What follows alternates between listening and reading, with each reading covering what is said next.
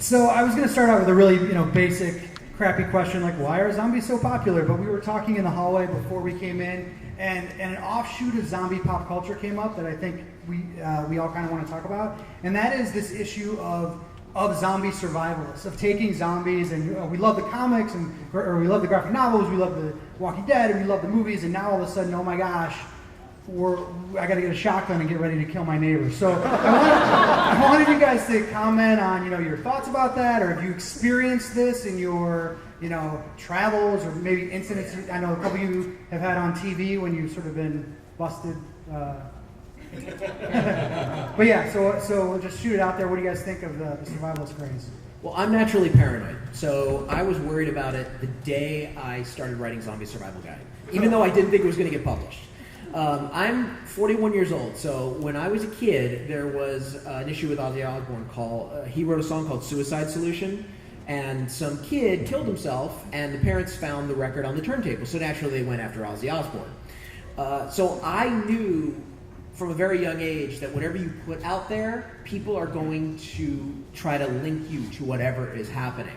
So if you look at zombies, who's owned Zombie Survival Guide? All right. Well, you'll notice under general rules, general number 1 is obey the law. I did not put that in to be funny. I put that in literally to say to people, like, don't go on a killing spree. Because the truth is, I was always worried about that. And then I saw a documentary on Discovery Channel. Did you guys see the one about zombie preppers? Yeah, for those of you who haven't, there literally was a documentary where they were trying to be sensationalist and be like a zombie apocalypse could really happen. And they interview these nutballs with just gun-toting militiamen. Who one of them is sitting next to you, isn't he? No. I'm getting to them. No, I'm talking about the guys who substitute the word zombie for Jew. Oh, yeah. So these guys were stockpiling weapons, and it was clear, like hand grenades, which is, I'm sorry, it's illegal in every state. But they were like, yeah, this is going to happen. Then what they did, the producers of the show would then cut to grown-ups like Dr. Steve Schlossman and Daniel Dresner, who are like real people with degrees. They were the smart people, and they edited it in such a way where you have prepper, yeah, it is going to happen, I can't wait, I can't wait, but I can't wait, yeah, it's going to happen. And then they would cut to Schloss, who'd be like, yes, it will. Now, why don't you take it from here? Let me first tender my resignation to my university. So I'm a physician. I'm a child psychiatrist. I teach at Harvard. I don't know if it's needless to say, but Harvard's a bit of a stodgy place sometimes. And when that documentary came out, this is a nice lesson for me. I like telling stories. I love zombie stories. I've always loved them. When Discovery approached me, they asked me to be part of this. I thought it would be a cool opportunity to teach them science and also sort of explore the stuff I'm passionate about. That yes, it will ended with yes, it will never happen.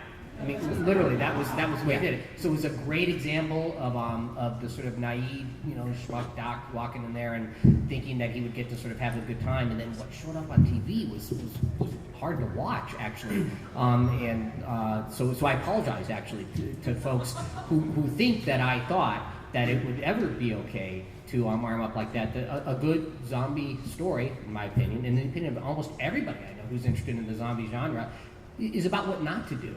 That's what those movies are all about. They're about the fact that the best weapon you have is between your ears. It's got nothing to do with how many bullets you got or how big the gun is. As Max pointed out, it was an uncomfortable moment and a learning point for me, but also a really interesting part. And to sort of tie that together with this, the whole thing last year where the bath salts thing, where the guy ate some, and somehow folks decided that the most parsimonious explanation would be zombies, as opposed to an ingestion or something like that. And then the CDC wrote about it and all this stuff. So it's very easy for us to get carried away when we're afraid. And as Max's book, The Survival Guide, and other books really adroitly pointed out, that's when we're really dangerous. The zombies aren't the danger; it's us. Well, there's NIDA has National Institutes for Drug Abuse, which is part of the NIH. Has a website which talks about certain kinds of drugs and their danger. And there's a website that a friend sent me this morning, and it was for fake marijuana. I forget what it's called. Yeah, Spice, right? Spice, okay. K2, I think they I've called it. heard. something like Really, Matt? You knew that really fast. that. You know, we're in California, you get the real stuff pretty easily. But anyway, so they had this thing, and they actually referred to the zombie effect. So this is a .gov website, and they're talking about this drug that causes the zombie effect. And the CDC is releasing what to do in the zombie apocalypse. And then you've got a couple of doctors talking about zombie stuff. And suddenly my crazy uncle is like out in the backwoods and he's going, this is going to happen. Like, why would the government be talking about this so much, right? And you're like, oh my God, this was supposed to be funny. Like, what is going on right now? Well, my concern is that a lot of times when we talk about zombie and zombie training camps and boot camps, I worry a little bit that it's code for militia and people kind of organizing to set up groups to overthrow the government, or think that they're going to try to overthrow the government.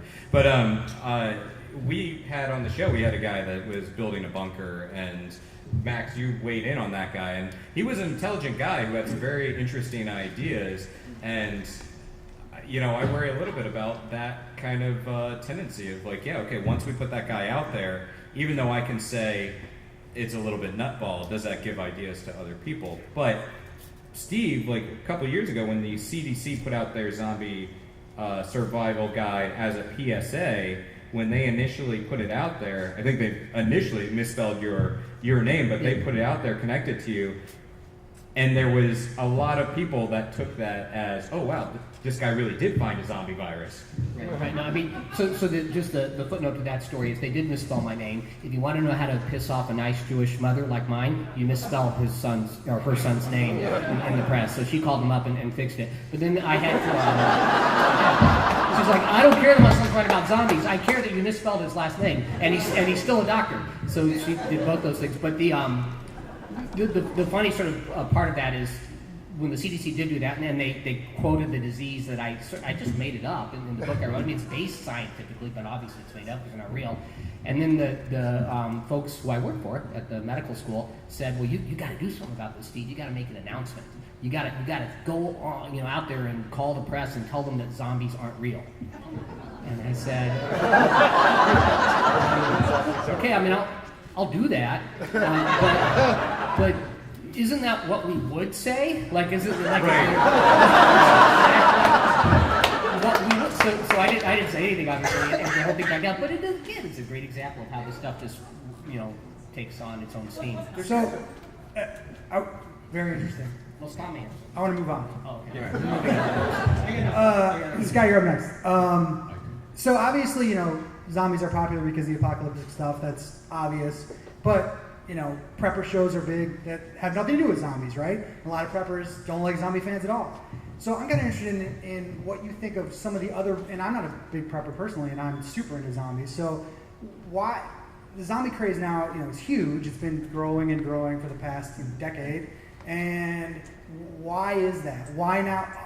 Unrelated to the apocalyptic stuff, unrelated to a bad economy, or we're worried about the end of the world or global warming. There's got to be other reasons, and what do you think those are?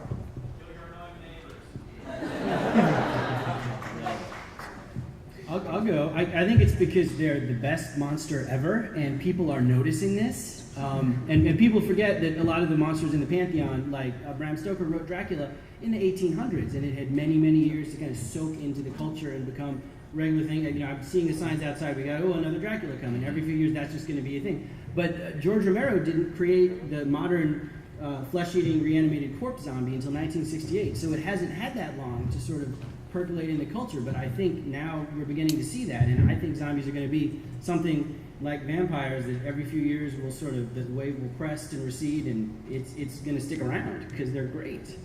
Well, I would also say that part of the appeal is that it's the monster that we create. Like, at least with all the zombies that we normally talk about, it's created via our stupidity or ignorance, and it's like our monster, our little personal monster. Like God and a wrathful God can create vampires and ghosts and everything, but hey, zombies are our little handiwork. So I think that's part of the appeal. It's also, I think, a fear of ourselves in a lot of ways, right? Like, Godzilla is clearly a monster. Even a vampire is clearly supernatural, right?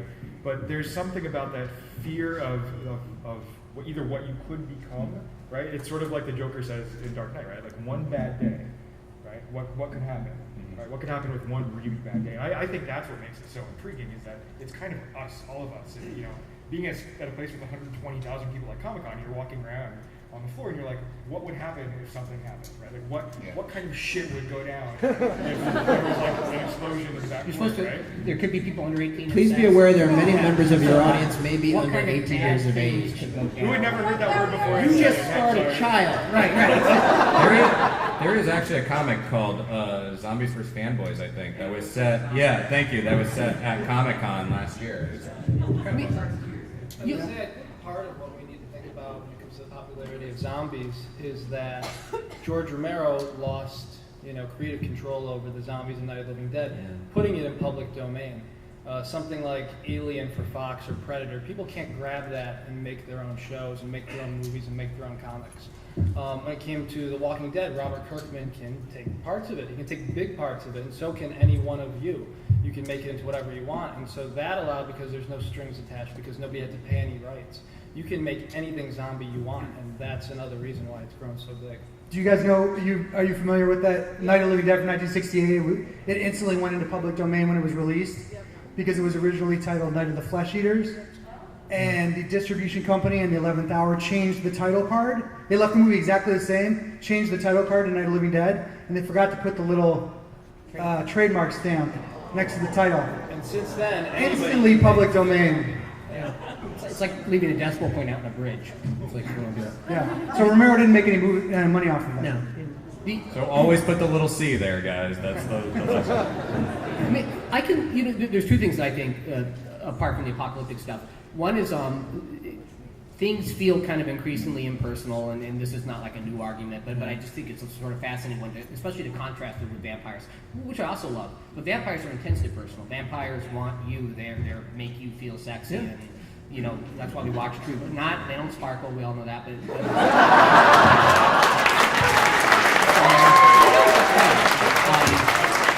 Last year, by the way, that was Max's line. I stole it. I didn't trademark it.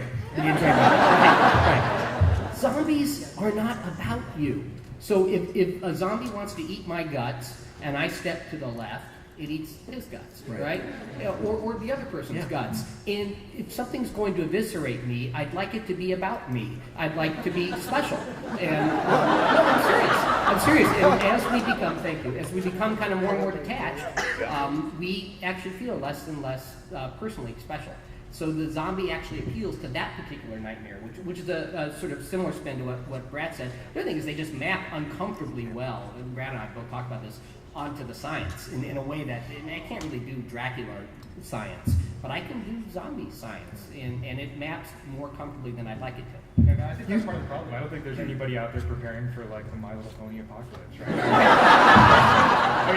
You mean you can't scientifically study how a vampire can go to your high school and steal your girlfriend? I already know.